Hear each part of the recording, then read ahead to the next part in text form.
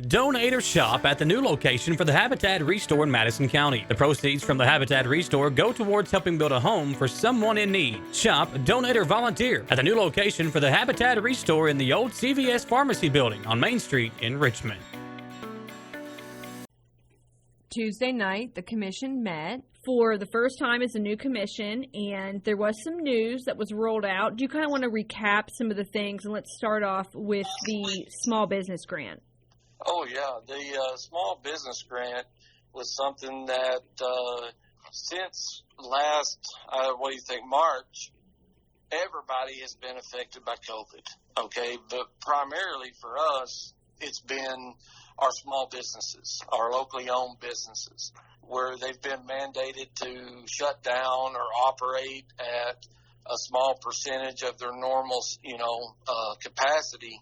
They've taken a bad blow. We don't want to go down Main Street or around Richmond and just see a bunch of empty buildings.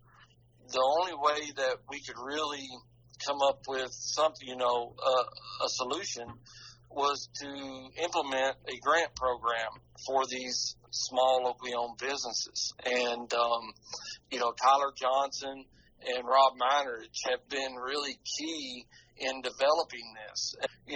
As a commissioner, you hear this all the time, and you get phone calls from these small business owners, and you can feel their pain when you're talking to them, and they're suffering.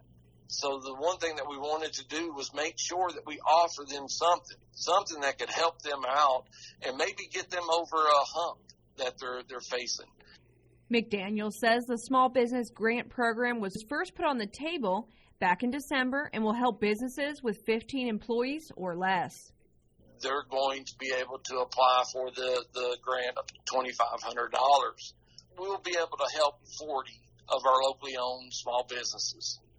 Well, let's pivot from small business to big business, because you guys also spoke about the new Buc-ee's project that's coming to Richmond on Tuesday night.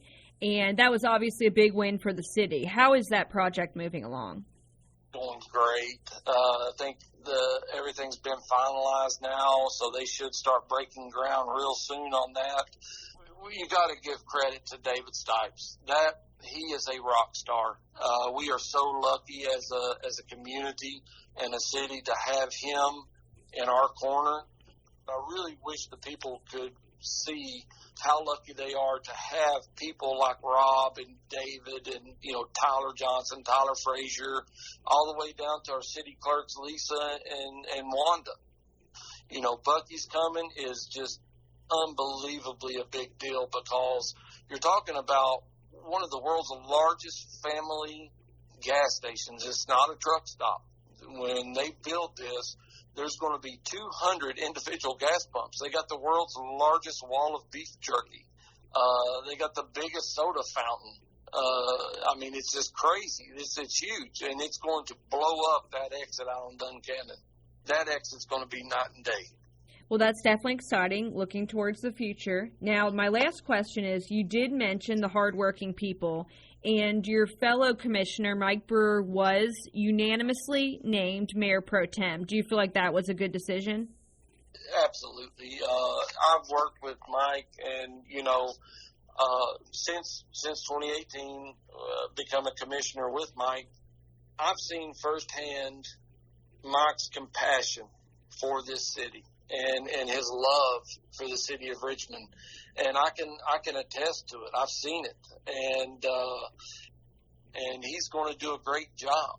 He will do a great job as Mayor Pro Tem if he ever has to step in for Mayor Blythe. I've got complete confidence in Mike. And Mayor Blythe, I hope nothing ever happens that he has to step away, because, again, we're really fortunate here.